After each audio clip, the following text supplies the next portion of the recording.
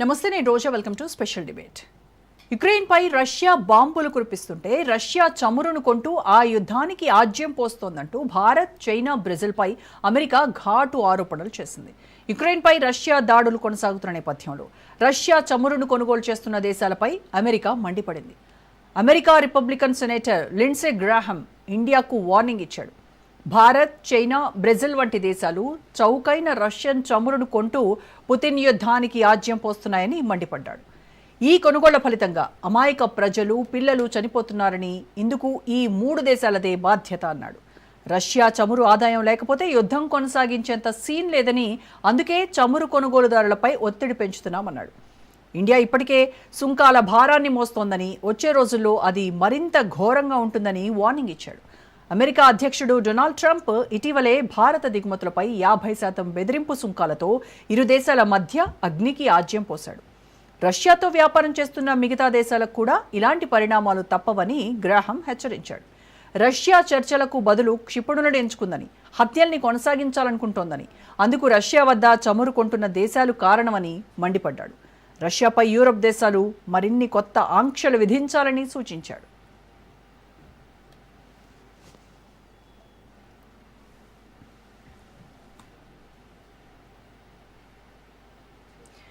భారత్పై ట్రంప్ విధించిన బెదిరింపు సుంకాలు వాస్తవానికి అమెరికా, యూరప్ ఆర్థిక వ్యవస్థలకే గుండెపోటు తెస్తాయని అమెరికా ఆర్థికవేత్త రిచర్డ్ ఓల్ఫ్ గట్టిగా హెచ్చరించాడు. భారతదేశంపై ప్రపంచంలోని అత్యంత కఠినంగా, దయ లేకుండా, దౌర్జన్యంగా అమెరికా వ్యవహరిస్తోందని విమర్శించాడు. కానీ దాని ఫలితంగా వచ్చే రోజుల్లో అమెరికాకే ఇబ్బందన్నాడు. 50% సుంకాల కారణంగా భారత్ అమెరికాపై ఆధారపడకుండా బ్రిక్స్ దేశాలతో వ్యాపారం విస్తరించుకునే అవకాశం ఉందన్నాడు.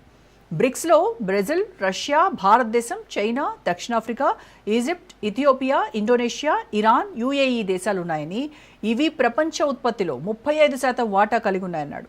కానీ యూరప్ దేశాల G7 వాటా ఇప్పుడు కేవలం 28%కి పడిపోయిందన్నాడు.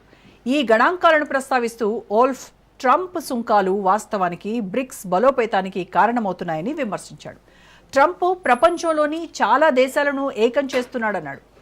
అమెరికా బ్రిక్స్ను చిన్న దేశాల కూటమంటూ తీసిపారేసి మాట్లాడుతున్న అన్ని దేశాలు కలిసి రెగ్యులర్ కరెన్సీని సృష్టిస్తే 100% సుంకాలు విధిస్తామని ట్రంప్ హెచ్చరించడాన్ని బట్టి ఆయా దేశాల సత్తా ఏంటో తెలుసుకోవాలన్నాడు. సోవియట్ కాలం నుంచి భారత్ అమెరికాతో వ్యూహాత్మక సంబంధాలు కొనసాగిస్తే ఆంక్షలతో ట్రంప్ రెండు దేశాల సంబంధాలను ధ్వంసం చేశాడన్నాడు. ఇండియా లాంటి దేశాన్ని ఒత్తిడితో గెలవాలనుకోవడం అసాధ్యమన్నాడు.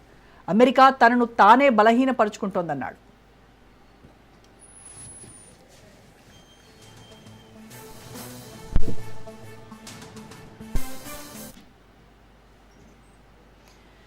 ట్రంప్ సుంకాల బెదిరింపులు కొత్త మలుపు తిప్పాయి. అమెరికా ఒత్తిడిలో భారత్, చైనా మళ్లీ దగ్గరవుతున్నాయంటూ బ్లూంబర్గ్ సెన్సేషనల్ రిపోర్ట్ విడుదల చేసింది. అమెరికా అధ్యక్షుడు డొనాల్డ్ ట్రంప్ చైనాపై వాణిజ్య సుంకాలను పెంచిన తర్వాత బీజింగ్ భారత్ వైపు మరింత చేరువవుతున్నట్లు బ్లూంబర్గ్ తాజా నివేదిక తెలిపింది.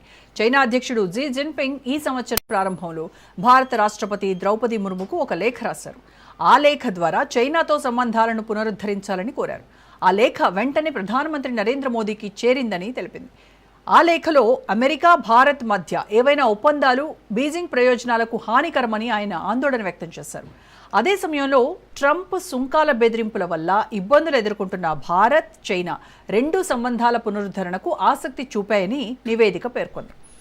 జూన్ నాటికి మోదీ ప్రభుత్వం చైనా సంబంధాలను సీరియస్గా పరిగణించడం ప్రారంభించింది. ఫలితంగా సరిహద్దు వివాదాలపై చర్చలు పునఃప్రారంభమయ్యాయి. ఇరు దేశాల మధ్య ప్రత్యక్ష ప్రయాణికుల విమానాలు మళ్లీ మొదలు కానున్నాయి. భారత్కు యూరియా రవాణాపై చైనా పరిమితులను సడలించింది. న్యూఢిల్లీ కూడా చైనా పర్యాటకులకు వీసాలు తిరిగి జారీ చేయడం ప్రారంభించింది. ఈ పరిణామాలకు ట్రిగ్గర్ ట్రంప్ సుంకాలే. చైనా విదేశాంగ మంత్రిత్వ శాఖ ఢిల్లీని ఆధిపత్యం, అధికార రాజకీయాలకు వ్యతిరేకంగా కలిసి పనిచేస్తామని ఆహ్వానించింది. జిన్పింగ్ స్వయంగా ఏనుగు, డ్రాగన్ కలిసి నృత్యం చేయడం మాత్రమే సరైన ఎంపిక అని వ్యాఖ్యానించారు. జూలైలో చైనా మీడియా బ్యాలెట్ డాన్స్ రూపకాన్ని ఉపయోగించి అమెరికా సుంకాలకు ఎదుర్కొనే క్రమంలో భారత్, చైనా కలిసిపోవాలని సూచించింది. ఈ వారం జరిగే షాంఘై కోఆపరేషన్ ఆర్గనైజేషన్ SCO శిఖరాగ్ర సమావేశంలో మోదీ, జిన్పింగ్ల భేటీకి అత్యంత ప్రాధాన్యత సంతరించుకుంది. ఇది 7 సంవత్సరాల తర్వాత మోదీ మొదటి చైనా పర్యటన అవుతుంది. ఈ సదస్సు ద్వారా అమెరికా ఒంటరితనాన్ని ఎత్తి చూపాలని చైనా చూస్తోంది.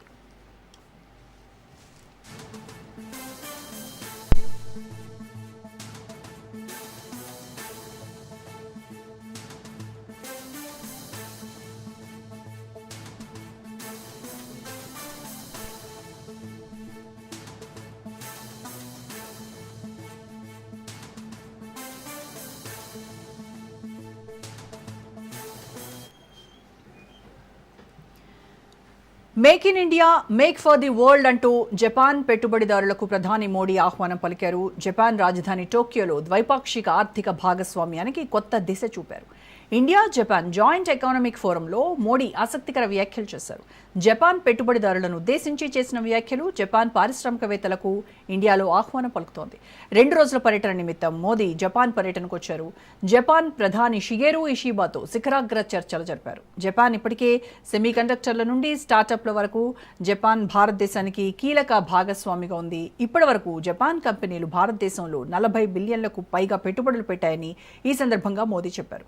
రాబోయే దశాబ్దంలో ద్వైపాక్షిక వ్యాపారం 10 ట్రిలియన్ జపాన్ ఎన్లు అంటే 68 బిలియన్ల పెట్టుబడులు ఇండియాకు రానున్నాయి. ఈ పెట్టుబడులతో ఆర్టిఫిషియల్ ఇంటెలిజెన్స్, సెమీ కండక్టర్లు, పర్యావరణం, వైద్య రంగాల్లో జరగనున్నాయి. 80% జపాన్ కంపెనీలు భారతదేశంలో విస్తరించాలని కోరుకుంటున్నాయని ఈ సందర్భంగా మోదీ చెప్పారు. ఇండియాలో పెట్టుబడులు పెట్టిన కంపెనీలన్నీ 75% కంపెనీలు లాభాలు గడించాయన్నారు. భారతదేశంలో పెట్టుబడులు పెట్టడం ద్వారా కంపెనీలు రెట్టింపు ఆదాయాన్ని